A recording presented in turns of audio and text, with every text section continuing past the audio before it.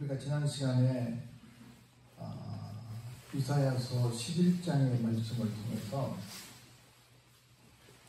예수님께서 등장하시게 되실 것이다.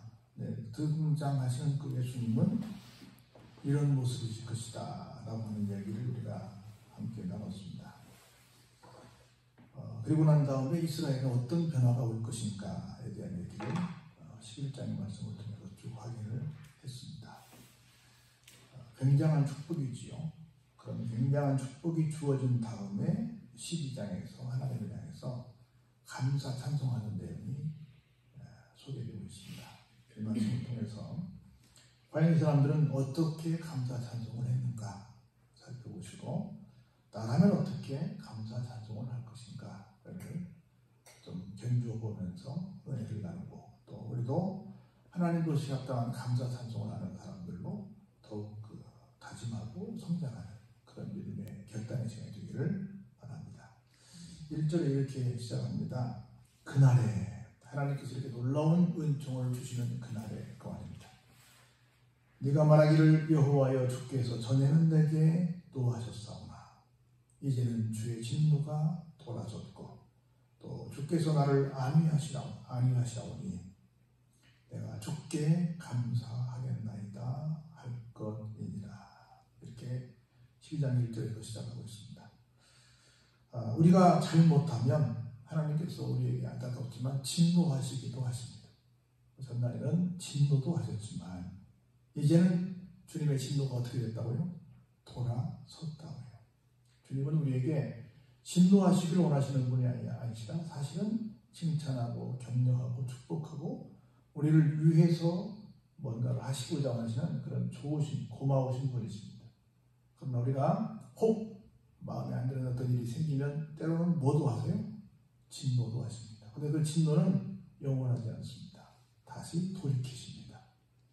뿐만 아니라 주께서 나를 안위하십니다. 안전하게 지켜주시는 거지요. 그래서 내가 뭐 하겠다고요? 주께 감사드립니다.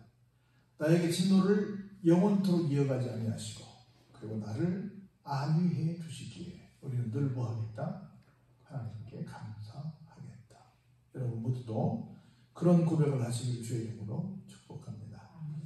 그러면서 하나님에 대해서 이렇게 신앙 고백을 합니다. 보라, 하나님은 나의 무엇이라? 구원이시라. 어떤 분이시냐면 내가 신뢰하고 하나님을 대함에 있어서 두려움이 없고 하나님께 대해서 주 여호와는 나의 힘이시며 나의 노래시며 나의 구원이시다 라고 하나님에 대해서 조목조목 이런 분이십니다 라고 소개하며 칭송하는 걸 볼 수 있습니다. 이 모든 것들이 우리가 하나님을 찬양하는 하나님의 찬양 주제가 되기를 바랍니다.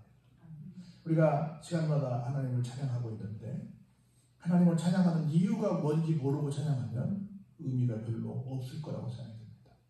하나님은 이런 분이시기 때문에 내가 하나님께 찬양합니다. 찬양한 이유, 즉 하나님이 왜 찬양을 받으셔야 하는가를 알고 찬양을 하면 찬양하는 시간이 더 큰 은혜의 시간이 되리라고 믿습니다.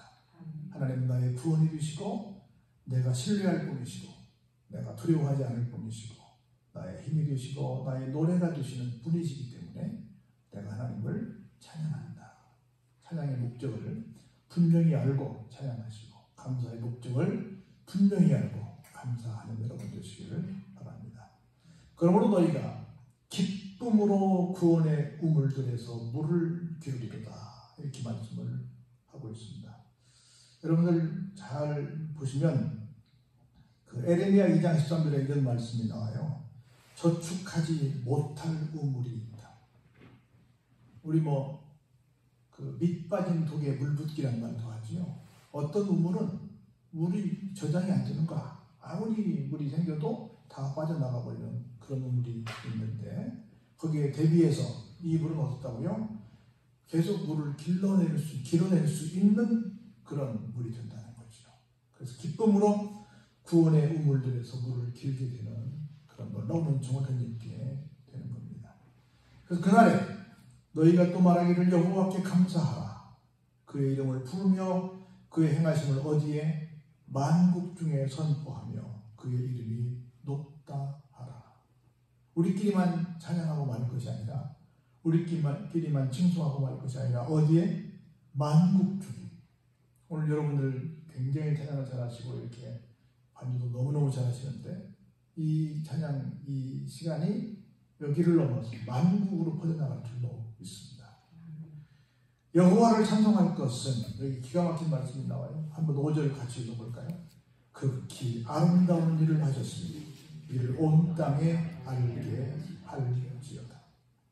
하나님을 찬양하는 일이 어떤 일이래요? 아름다운 일도 아니고 극히 아름다운 일이죠. 오늘 여러분들은 뭐 했어요? 극히 아름다운 일을 하십니다. 할렐루야. 하나님을 찬양하는 일은 극히 아름다운 일이에요. 얼마나 멋있어요. 하나님을 찬양하는 이 일을 온 땅에 알게 해야 한다는 겁니다. 그래서 시온의 주민아 소리 높여 부르라. 이스라엘에 거룩하신 이가 너희 중에서 크신 이니라. 시온의 주민은 우리 믿는 사람들을 가리키지요. 천국 백성들이지요. 성도들을 가리킵니다. 우리 모두는 소리 높여 불러야 합니다. 소리 높여 찬양해야 됩니다. 어떻게 해요? 이스라엘에 거룩하신 누가? 하나님께서 우리 중에 어떻게 되시기 때문에? 크신 분이시기 때문에. 그래서 정확하게 다시 한번 여러분들께 정리해서 말씀드리면 우리는 하나님께 두 가지를 해야 한다. 하나는 감사해야 한다. 감사한다면 그것을 곡조에 담아서 하나님께 찬송해야 한다. 그런데 그 찬송을 하는 이유를 명확하게 알아야 된다. 왜냐하면 그 찬송은 지극히 아름다운 것이기 때문이다 하는 겁니다. 그래서 여러분들 찬송을 내가 몇 시간마다 와서 하는데 인도하고 있는데 왜 하지? 하는 것들을 오늘 이사야 12장의 말씀을 통해서 찬송을 하는 이유가 여기 있었구나. 찬송이 이렇게 멋진 것이구나 하는 걸 깨닫고 더욱더 정성을 다해서 찬송을 하시고 이 찬송을 통해서 하나님께 영광을 올려드리는 여러분의 삶이 되시기를 주의 이름으로 축복합니다. 그런가 하면 이제 11장과 12장은 이스라엘 사람들을 향한, 다시 말해서 돌이켜서 하나님께 바른 삶을 살겠다고 다짐한 이스라엘 백성들을 향한 축복의 말씀이라고 한다면 13장은 이스라엘 사람들을 힘들게 한 사람들에 대한 경고입니다.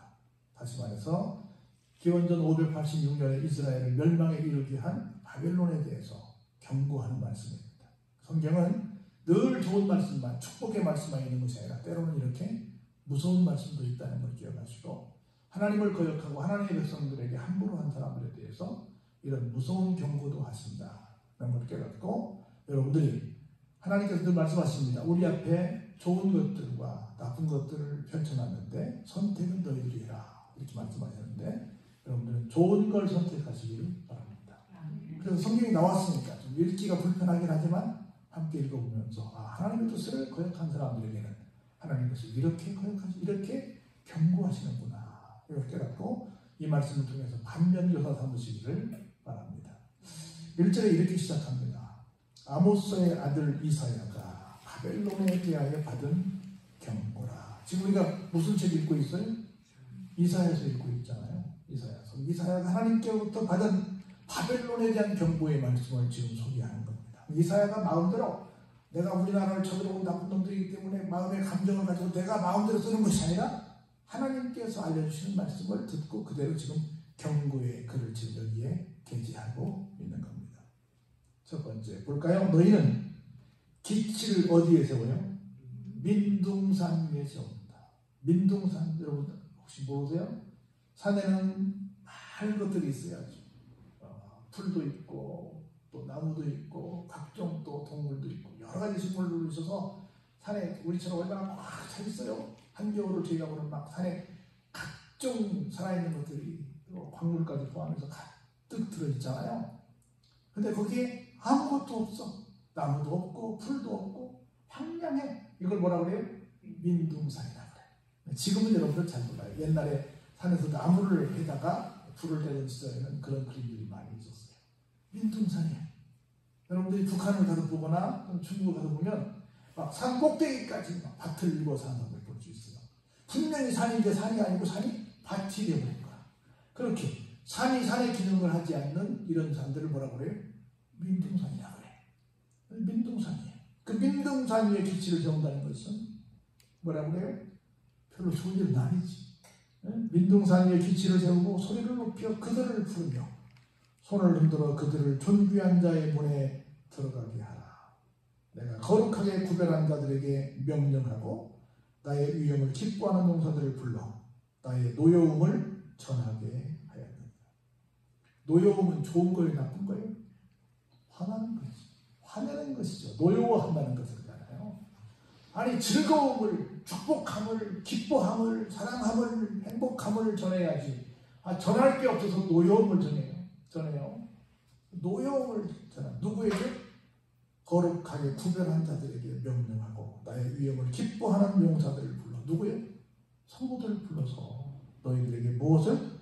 노여움을 전하게 한다는 거야. 자, 보세요.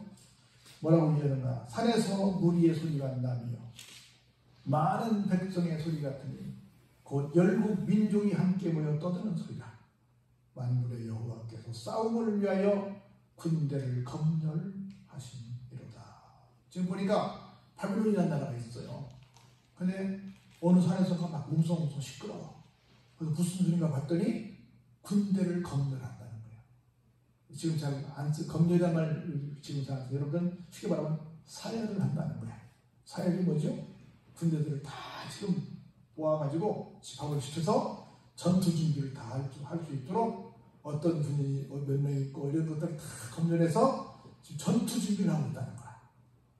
이게 무슨 얘기냐면 바벨론이 나중에 메데파사라고 하는 연합군에 의해서 깨져요. 그래서 바벨론도 망하고 메데파사가 나중에 새로운 주권 패권할 것 같아요. 지금 여기 뭐 하는 얘기예요? 바벨론을 깨기 위해서 하나님께서 새로운 군대를 불러 모아서 산에서 지금 뭐 하고 있다? 웅성웅성 하고 지금 바벨론을 무너뜨릴 작전을 짜고 있다. 그 얘기를 하고 있는 거예요. 군대를 검열하고 있다는 것은 군인들을 지금 여러 가지 편제를 짜고 있다는 거예요. 쉽게 말하면 사단이 있고 그 밑에 연대가 있고 그 밑에 대대가 있고 중대가 있고 소대가 있고 군대가 있고 이렇게 해서 그 전투 준비를 다 하고 있는 것처럼 지금 그걸 하고 있다는 거야. 그래서 우리가 먼 나라에서 하늘 끝에서 왔으며 곧 여호와와 그의 진노의 변기라. 뭐하러 왔다고요? 온 땅을 멸하려 합니다. 거기에 누가 속하겠어요? 지금 하나님의 백성들을 괴롭혔던 바벨론이 들어있다는 거죠. 바벨론 사람들을 멸하기 위해서 하나님께서 지금 군대를 검열하고 있다는 말씀을 하고 있는 겁니다. 그렇게 되면 어떻게 돼요? 너희는 그런 거로 뭐하라? 애곡하지요. 애통하고 통곡하는 거지요. 애통하고 통곡은 좋을 때 해요? 슬플 때 해요? 슬플 때 하지요. 뭐가 가까웠어요? 여호와의 날이 가까웠어요. 여호와의 날은 무슨 날이에요? 심판의 날이지요. 신약에는 무슨 날이에요? 예수님이 재림하시는 날이지요. 무서운 날이지요. 심판의 날이 가까웠으니 전능자에게서 뭐가 임할 것이다? 바벨론 너희들 멸망이 임할 것이다 라고 말씀을 하고 있는 겁니다. 그러므로 모든 손에 힘이 풀리고 각 사람의 마음이 어떻게 될 것이다? 녹아내릴 것이다. 너무 이 무서운 소식을 들으니까 속이 그냥 녹아내버리는 거야. 녹아내버리는 거예요. 손에 힘이 다 풀려버렸어요. 손에 힘이 풀리면 싸울 수 있어요? 없어요? 싸울 수 없지요. 그래서 그들이 놀라며 괴로움과 슬픔에 사로잡혀 해산이 임박한 여자같이 어때요? 고통하며 서로 보고 놀라며 얼굴이 어떻게 생겼다? 붉어가지고 막 불꽃같이 어찌할 바를 모르고 허둥대는 모습을 보여주고 있는 겁니다. 그래서 보라 여호와의 날 곧 잔혹히 분냄과 맹렬히 노하는 날이 이르러 땅을 황폐하게 하며 그 중에서 무엇을 멸하게 해요? 죄인들을 멸해버린다는 거예요. 그리고 하늘의 별들과 별무리가 그 빛을 내지 아니하며 해가 더라도 어두우며 달이 그 빛을 비추지 아니할 것이다. 총체적으로 다 아무런 소망이 없는 철두철미한 재앙의 날이 임하게 되었다는 말씀을 지금 하고 있는 겁니다. 그럼 볼까요? 왜냐하면 내가 세상의 악과 악인의 죄를 벌하며 교만한 자의 오만을 끊으며 강포한 자의 거만을 낮출 것이며 다시 말해서 지금 바벨론 사람들이 어떻다는 거예요? 세상의 악을 막 쇄분하게 했던 사람들이었다는 거지요. 악인이었다는 거지요. 벌받을만 했다는 거지요. 교만했다는 거지요. 오만했다는 거지요. 강포했다는 거지요. 그들이 심지어 거만했다는 거지요. 그런 삶을 살았기에 하나님께서 이런 놀라운 경고를 지금 하고 계신다는 얘기를 하고 있는 겁니다. 그래서 보세요. 내가 사람을 순금보다 희수하게 하며 인생을 오빌의 금보다 희귀하게 하리로다. 희귀하다 그 말은 사람이 많다는 거예요? 적다는 거예요? 사실은 순금 희귀에 널려 있어요? 희귀하잖아요. 그런데 그 희귀한 것보다 뭐가 더 희귀해? 사람이 더 희귀해. 오빌의 금이 흔하겠어요? 희귀하겠어요? 희귀하죠. 근데 인생보다 똑같은 얘기야. 사람이야. 다시 말해서 지금은 세계 최고 강대국이기 때문에 이 바벨론이 거기에 사람이 많겠어요? 적겠어요? 많지요. 이 제한계단에 사람이 어떻다? 없다는 거지. 얼만큼 없어요? 희귀할 정도로 없다는 거지. 얼마나 재앙으로 사람들이 많이 목숨을 잃게 될 것이냐는 얘기를 하고 있는 거지요. 그러므로 만군의 여호와가 분하여 맹렬히 노하는 날에 하늘을 진동시키며 땅을 흔들어 그 자리에서 어떻게 해요? 떠나게 하리니. 지금 살고 있는 자리, 세계 최고의 강대국이 살고 있는 그 자리를 어떻게 해요? 떠날 수밖에 없는 상황이 온다는 거죠. 지금 여러분들 우크라이나 전쟁 터지니까 사람들이 어떻게 됐어요? 떠나잖아요. 떠날 수밖에 없잖아요. 옛날 우리 6.25 때도 서울에서부터 걸어서 어디까지 갔어요? 부산까지 갔어요. 몇 킬로인데? 한 400km, 500km 된단 말이죠. 그걸 걸어갔다니까? 떠날 수밖에 없다는 거죠. 아무리 서울이 좋아도 떠나야 한다니까요. 보세요. 그들이 어때요? 쫓긴 노루나 모는 자 없는 양같이 각기 자기 동족에게로 돌아가며 각기 본향으로 도망할 것이다. 도망갑니다. 지금은 잘 산다기 때문에 막 사방으로 그 수도로 왔어. 바벨론으로 왔단 말이에요. 근데 다 떠날 수밖에 없습니다. 그런데 어때요? 도망갈 때 안전하게 도망가요? 못 도망가요? 못 도망가요. 만나는 자마다 창에 찔리겠고 잡히는 자마다 칼에 엎드려 지겠고. 순순히 도망갈 수 있다 없다? 도망도 못 간다는 얘기가 하는 겁니다. 심지어 그들의 어린아이들은 그들의 목전에서 매어침을 당했고 그들의 집은 노략을 당했고 그들의 아내는 욕을 당하리라. 얼마나 끔찍해요? 도망가는 것도 어려운 일인데 도망도 제대로 못 가고 끔찍한 일들을 계속 당하게 되는 실정에 이르게 된다는 말씀을 하고 있는 겁니다. 그러므로 볼까요? 보라, 은을 돌아보지 아니하며 금을 기뻐하지 아니하는 메대 사람을 내가 충동하여 그들을 치게 하니. 아까 제가 얘기했죠? 바벨론을 깬 나라가 어디라고요? 메대와 바사 두 나라가 연합국이 돼서 깹니다. 메대 사람이 활로 청년을 쏘아주며 태의 열매를 긍휼히 여기지 아니하며 아이를 애석하게 보지 아니하리라. 어지간하면 좀 전쟁 중이지만 임신한 사람을 좀 봐줄 만도 하잖아요. 전쟁 중이지만 아이들을 좀 봐줄 만 하잖아요. 그런데 메대 사람은 어떻게 해요? 임신한 여자도 봐주지 않고 애들도 봐주지 않더라 그 말입니다. 볼까요? 열국의 영광이요 갈대아 사람의 자랑한 놀이개가 된 바벨론이 하나님께 무엇처럼 보이더라? 멸망당한 소돔과 고모라처럼 되더라는 겁니다. 그래서 결국은 어떤 결과가 와요? 다시는 그곳에 거주할 자도 없고 거처할 사람이 얼만큼 없어요? 대대히 없을 것이며 아라비아 사람도 거기에 장막을 치지 아니하며 목자들도 그곳에 그들의 양들을 쉬게 하지 아니할 것이다. 거기 사는 여기 거주하는 사람들도 없고 심지어 목축업을 하더라 이렇게 여기저기 떠돌아다니는 그런 사람들마저도 그 동네는 어떠더라? 피해가더라. 모두가 외면하는 동네가 되고 말더라는 겁니다. 오직 거기는 어떻게 돼요? 오직 들짐승들이 거기에 엎드리고 사람은 못 가요. 부르짖는 짐승이 그들의 가옥에 가득하니. 주변은 사람이 살아야 돼요? 부르짖는 짐승이 살아야 돼요? 부러지는 짐승은 어떤 짐승일까요? 맹수들이지요. 그렇죠? 거기에 또 누가 깃들어요? 타조가 깃들어요. 그리고 들량이 거기에서 뛴다는 거예요. 누가 살아야 되는데?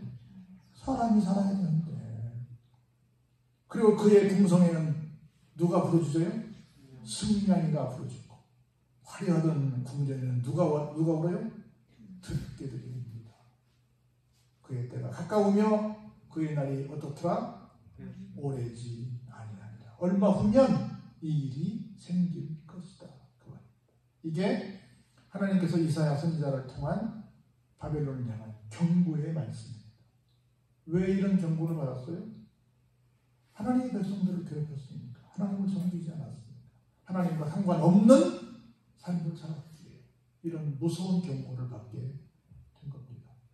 반대로 이스라엘 사람들은 잘못된 것을 다시 반성하고 하나님께 돌아오니까 그런 기가 막힌 감사와 찬송할 수 있는 축복을 받은 거고, 이 사람들은 이렇게 어려운 경고를 받게 된 겁니다.